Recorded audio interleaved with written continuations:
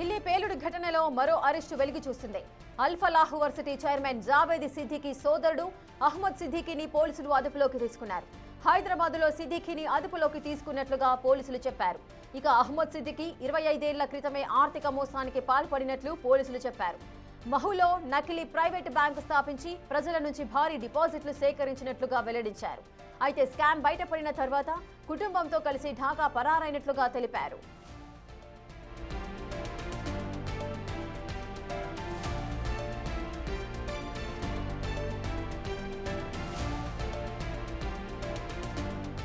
ఢిల్లీ పేలుడు ఘటనలో మరొక అరెస్ట్ అయితే వెలుగు చూసింది. అల్ఫలాహ్ వర్సిటీ చైర్మన్ జావేద్ సిద్దికీ సోదరుడు అహ్మద్ సిద్దికీని పోలీసులు అదుపులోకి తీసుకున్నారు. హైదరాబాద్లో సిద్దికీని అదుపులోకి తీసుకున్నట్లుగా పోలీసులు తెలిపారు. ఇక అహ్మద్ సిద్దికీ 25 ఏళ్ల క్రితమే ఆర్థిక మోసానికి పాల్పడినట్లుగా పోలీసులు తెలియజేశారు. మహులో నకిలీ ప్రైవేట్ బ్యాంకు స్థాపించి ప్రజల నుంచి భారీ డిపాజిట్లు సేకరించినట్లుగా వెల్లడించారు. అయితే స్కామ్ బయటపడిన తర్వాత కుటుంబంతో కలిసి ఢాకా పరారైనట్లుగా చెప్పారు పోలీసులు. हमारे महू थाने में एक 25 साल पुराना फरार इनामी आरोपी था हमूद सिद्दीकी। इसको हमारी टीम ने हैदराबाद से पकड़ाया है। उनके खिलाफ 2000 में लगभग 3 अपराध पंजीबद्ध थे 420 के, और 1988 और 89 में राइटिंग और 307 के भी अपराध थे। और इनके अगेंस्ट हमने 10,000 का इनाम घोषणा की थी 2019 में। तो इसके परिप्रेक्ष्य में हमारी जो टीम गई थी, वहाँ पे 4 लोगों का टीम गठन किया गया था। और ये हमारा स्पेशल ड्राइव चल रहा है अभी कि हम जो हमारे यहाँ पे जो पुराने इनामी आरोपी हैं उन सबको पकड़ने का, और जो फरारी चल रहे आरोपी है उनको पकड़ने का एक अभियान चल रहा है। तो उसके मुताबिक हमने मिस्टर हमूद सिद्दीकी को हैदराबाद से पकड़ाया है। मिस्टर हमूद सिद्दीकी लगभग 50 साल के हैं अभी, और वो हैदराबाद में एक शेयर मार्केटिंग इन्वेस्टमेंट टाइप का एक खुद का कंपनी चला रहे थे, जो खुद वो एमडी भी थे और चेयरमैन भी वही बने थे। और वो भी वहाँ पे गाचिबोली कल्की एरिया हैदराबाद में, वहाँ पे उनका एक प्राइवेट फर्म है। ఢిల్లీ పేలుడు ఘటనలో మరో అరెస్టు అయితే వెలుగు చూసింది. అల్ఫలాహ్ వర్సిటీ చైర్మన్ జావేద్ సిద్దికీ సోదరుడు అహ్మద్ సిద్దికీని పోలీసులు అదుపులోకి తీసుకున్నారు. హైదరాబాద్లో సిద్దికీని అరెస్ట్ చేసినట్లుగా చెప్పారు పోలీసులు. ఇక 25 ఏళ్ల క్రితమే అహ్మద్ సిద్దికీ ఆర్థిక మోసానికి పాల్పడినట్లుగా పోలీసులు తెలియజేశారు. మహులో నకిలీ ప్రైవేటు బ్యాంకు స్థాపించి ప్రజల నుంచి భారీ డిపాజిట్లు సేకరించినట్లుగా వెల్లడించారు. అయితే స్కామ్ బయటపడిన తర్వాత కుటుంబంతో కలిసి ఢాకా పరారైనట్లుగా చెప్పారు. ప్రస్తుతం అహ్మద్ సిద్దికీ ఢాకాలో షేర్ ట్రేడింగ్ చేస్తూ జీవనం కొనసాగిస్తున్నట్లుగా పోలీసుల విచారణలో వెల్లడైంది. ప్రస్తుతం అల్ఫలాహ్ వర్సిటీ ఫైనాన్షియల్ ట్రాన్సాక్షన్లను అధికారులు పరిశీలిస్తున్నారు.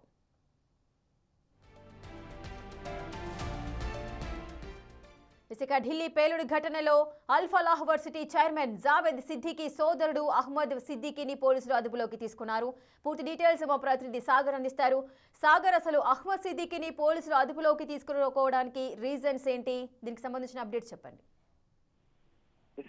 ఢిల్లీ పేలుళ్ల ఘటనకు సంబంధించినటువంటి ఇప్పటికే పూర్తిస్థాయి దర్యాప్తు చేస్తున్నారు.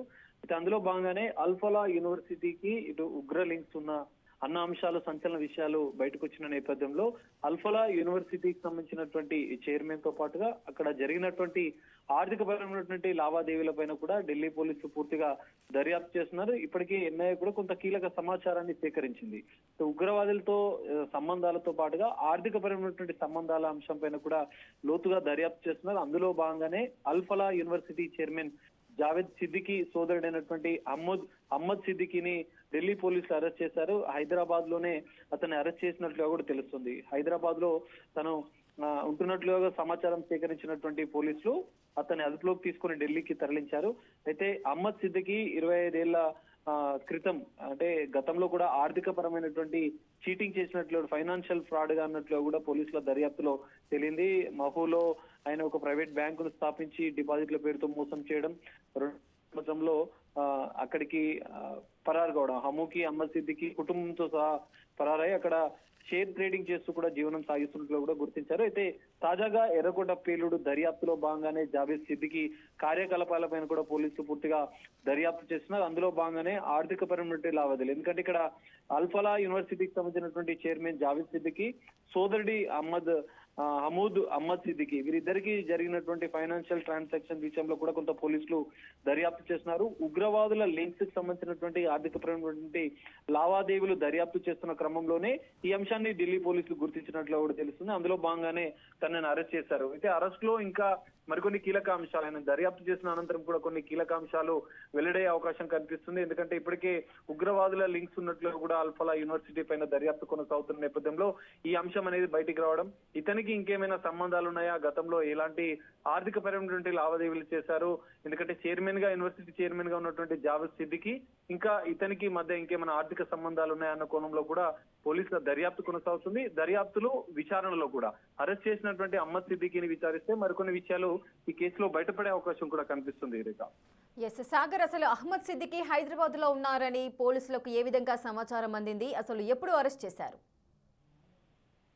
ఇప్పటికే ఎర్రకోట ఏదైతే పేలుళ్ల ఘటనకు సంబంధించినటువంటి దర్యాప్తు కొనసాగుతుంది. అందులో భాగంగానే అల్ఫలా యూనివర్సిటీకి సంబంధించినటువంటి చైర్మన్ ఆర్థిక పరమైనటువంటి లావాదేవీలు పరిశీలిస్తున్న దర్యాప్తు చేస్తున్నటువంటి అధికారులకు ఈ అంశం కూడా తెలిసినట్లు కూడా తెలుస్తుంది. అందులో భాగంగానే ఆయన సోదరుడైనటువంటి అహ్మద్ సిద్దికి సంబంధించినటువంటి ఆర్థిక పరమైనటువంటి లావాదేవీలను కూడా పరిశీలించారు. అందులో ఈ అంశం గతంలో 20 ఏళ్ల క్రితం చేసినటువంటి ఫైనాన్షియల్ ఫ్రాడ్ కేసు బయటకు వచ్చింది.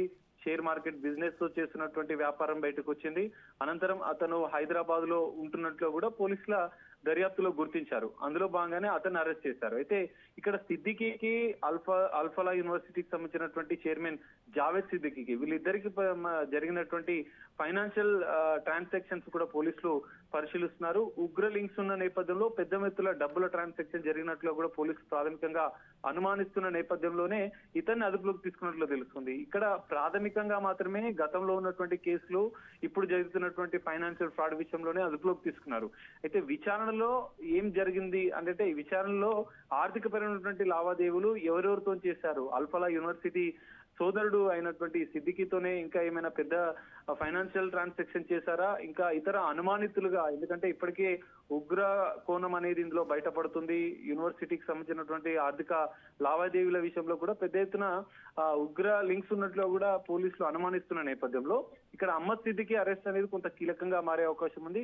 ఫైనాన్షియల్ ట్రాన్సాక్షన్స్ అనుమానిత వ్యక్తులతో ఏమైనా చేశారా, ఉగ్ర సంస్థలతో ఏమైనా లింక్స్ ఉన్నాయా అన్న కోణంలో కూడా పోలీసుల దర్యాప్తులో వెల్లడే అవకాశం కనిపిస్తుంది. గతంలో ఫ్రాడ్ చేసినటువంటి కేసులు ఉన్న నేపథ్యంలో ఇతను ఇంకా ఆర్థిక పరమైనటువంటి నేరాలు ఏమైనా పాల్పడ్డా, ఉగ్రవాద సంస్థలతో ఏమైనా ఆర్థిక పరమైనటువంటి లావాదేవీలు జరిగాయా అన్న అనుమానాలు కూడా వ్యక్తమవుతున్న నేపథ్యంలో ఈయన విచారణలో ఈ అన్ని అంశాలు వెల్లడే అవకాశం ఉంది.